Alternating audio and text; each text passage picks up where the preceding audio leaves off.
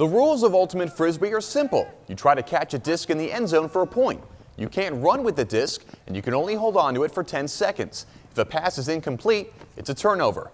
But beyond that, the game has evolved into a complex mix of play information and strategic theory, something one of our local teams has gotten pretty good at. Here we go, cut camp. Here we go. It's the 7:30 wake-up call at cut camp. Time to get going. Chicago Ultimate Training, the only overnight Ultimate Frisbee camp in the Midwest. Now that was a sick layout.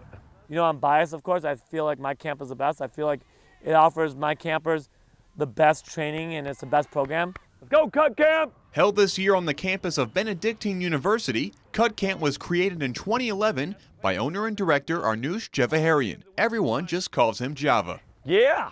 The camp is for high school-aged players, and its purpose is to teach and enhance the game's fundamentals. Currently, right now, what we're doing is we're going over man-to-man defense. So right now, we're teaching them proper technique, proper footwork. Cut attracts kids from all over the country. I'm from Kansas City, Kansas. I'm from Portland, Maine. Baton Rouge, Louisiana. And from all over the world. Toronto, Ontario, Canada. I'm from Taipei, Taiwan. Campers get one-on-one instruction from current professionals. Ready? It's in. Like Georgia Bosher, who won 3 USA Ultimate National titles with the Bay Area Fury. Is if we spin the disc hard enough. Josh Rook Shepard, who plays for the Windy City Wildfire. We want tall, athletic guys on the wings in the deep. And his teammate, Brodie Smith, arguably the most famous Ultimate player in the world. This is the bat shot. Oh, it is! His YouTube videos have more than 60 million views and are filled with amazing trick shots.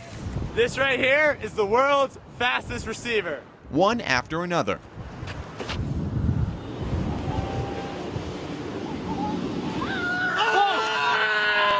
I actually found out about Cut because of Brodie's videos. Cut camp, it's gonna be really awesome. It's gonna be really fun. I got interested in watching videos on YouTube and stuff, and I saw Brodie Smith on YouTube, and I saw a video about Cut Camp. I'm excited to meet everyone that's coming. Last year went really well. We had 1 week session, and this year we decided to do 2 weeks.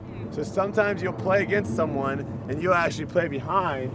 I think it's just a great opportunity for kids to just be around Ultimate all the time for a full week and just get really good. I gotta be honest with you, Brodie is a class act. One of the best people I've ever met in the Ultimate world. And he's really pushed the sport to a level that we've never been to. What's happening, everybody? Day 2 in Dubai. No big deal. I've actually had the luxury of being able to travel around the world playing Ultimate, and every country they have a different style of Ultimate, whether it's on offense or defense, different zones. I think it's important to not just learn the fundamentals, but also learn kind of what's going on in the game right now. Wow, what a catch. He's able to tow it, keep it in. Currently, there are 2 professional leagues, the AUDL and the MLU. Both began in 2012, 44 years after a group of high schoolers in Maplewood, New Jersey created Ultimate. The Ultimate Players Association, known today as USA Ultimate, began in 1979 to be the sport's governing body. It does not, however, control the AUDL and MLU.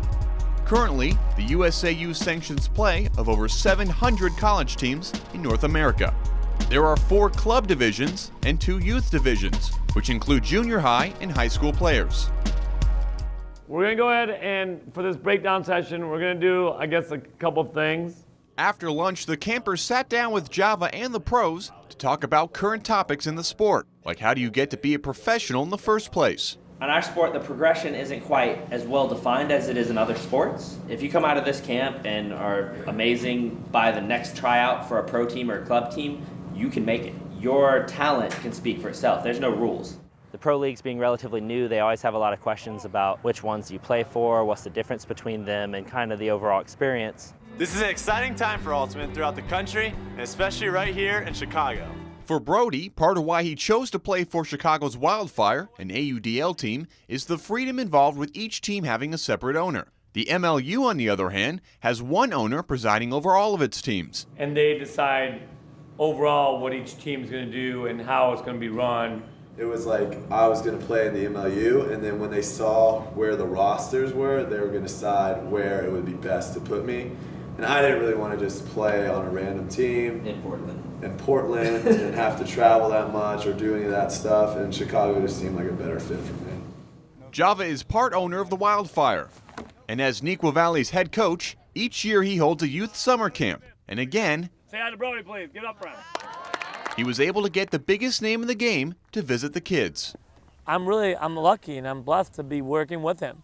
And I've told him that he's just a great counselor and a great coach. And that's where his passion is. You know, to be honest with you, his passion lies within the younger kids. The amount of effort that Java puts in is incredible. I think this year was the very first year that I actually was able to just kind of sit back and realize how much he does for the sport of Ultimate. All right, guys, it is a beautiful day, as promised. See, I promised, I delivered, all right? Java's journey into the Ultimate world began in 1995, where he was introduced to the game as a senior at Rockford Guilford High School. That year, he got a job as a counselor at Wisconsin's Camp Bieber and taught the game of Ultimate for the next 9 summers. I really fell in love with the sport. Every summer, I would look forward to playing it. And then at the point where I would play in adult leagues. And I even went out for the University of Illinois team. And to be honest with you, I didn't stick with it. I was young and naive and I just wanted to hang out with my friends at the time, and it's really actually one of my big regrets that I didn't stick with it in college.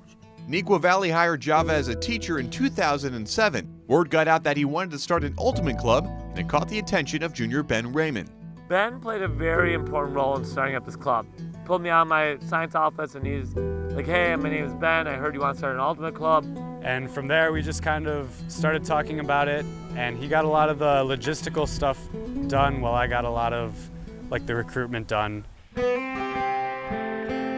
Practice began in March of 2008. 48 students came out, allowing head coach Javaherian to create an A, B, and C team. Lo and behold, to my surprise, the club just grew and the sport just grew, and it kind of just grew as fast as possible without really even pushing it that much. By 2011, the program almost tripled in size with 134 players, making Neuqua Valley Ultimate the largest high school club in the United States. The boys' A team won its first state title, beating Jacobs in the championship game 13-9. I knew that year our program was on the rise.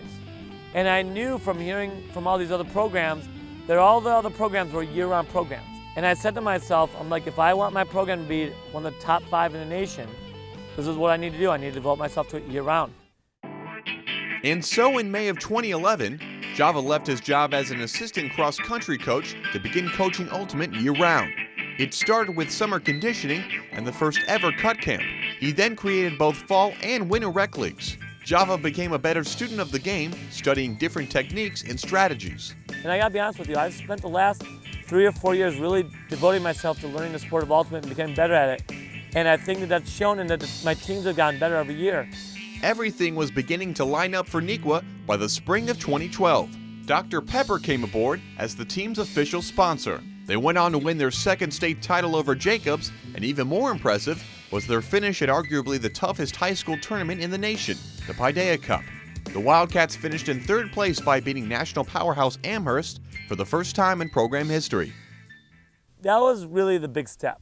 And that was a group of seniors that had been playing together for about 3 years that came together with one common goal, and we beat Amherst.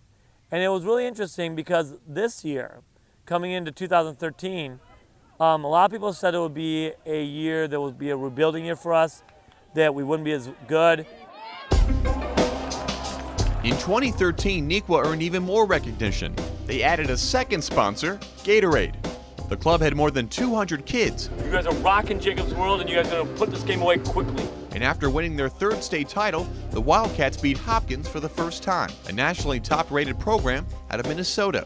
They won the Madison Mud Bath Tournament for the first time and had their highest finish ever at the Central Championships, taking second only to Holy Family.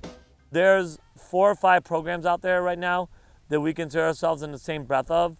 That's Amherst in Massachusetts, Paideia in Atlanta, Hopkins up in Minneapolis, and Holy Family in Cincinnati. You know, we really are the best. Paideia we haven't beaten yet, but I think that we would have beaten them this past year if we would have played them. You know, Holy Family down in Cincinnati, they've had our number every year. You know, we hope to get over that hump this year.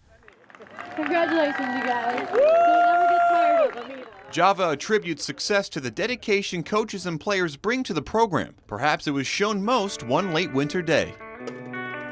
I'll say it's snow about 5, 6, maybe even 7 inches. And we had a big tournament coming up in a week, and we had to get in practice. And I told them to bring shovels, and they brought shovels, and as a team, basically shoveled out a box about 30 by 30 yards, and we practiced in that box all day. And I'll tell you what, they came together as a team, and they practiced as a team, and they shoveled as a team. And that day will always stick in my head, because that was the day that the kids realized we need to work hard today in order to stay one of the top 4 teams in the nation. I coach college at the University of North Florida, and when I look at Neuqua Valley, I mean, they are not that far behind, and this is high school. You know, their B team beating very good schools in other parts of the country, and their A team being one of the most dominant programs in the country. I mean, it's just great to hear. Another plus for the program is the adjacent Frontier Park, allowing more than enough practice space, an issue Naperville's Central Ultimate has always dealt with. The lack of open field space near campus forces the team to practice at Lincoln Park, a half-mile southeast of Edward Hospital. If you have field space, you know, it's like that. If you build it, they will come. You know, if you have the space, they'll come. But if kids can see you right out the window throwing a Frisbee around, they're gonna go, you know what, maybe I'll go try that. But if they have to go past the cemetery, down another half mile to the river, it's a little bit harder for them to find it. Our numbers aren't solid. Like this year was our best year, and we had 22 kids on our roster. One of the things that Neuqua has, besides a school of 4,000 and some odd, is they have field space. And Java's just a charismatic guy, and he's gonna say, hey, you should be coming out. You know, we have a fall youth program, and we have a winter youth program, we have a spring youth program. You can do Ultimate as much as you want. Awesome. I'll get all the information out to you.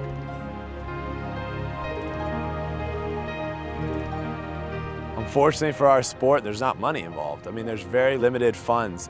And so what has to happen is you have to have passionate people like Java that is willing to put in the time and volunteer hours after hours in making a program. I mean, the amount of skill that they have from him working hard is incredible. And I think you're right. I think if we had people like Java all over the country reaching out, getting new kids involved, finding homes for kids that, you know, might not have a team that can play, I think that's really going to help the sport grow.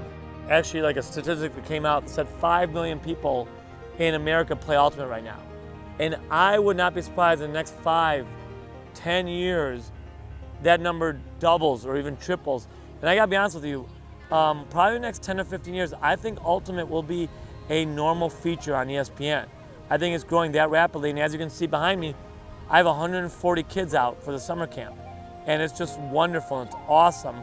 And I'll tell you right now that this number was only a dream 4 or 5 years ago. And now we're hitting these numbers, and to be honest with you, I'm not gonna lie, I expect these numbers to go up every year from now.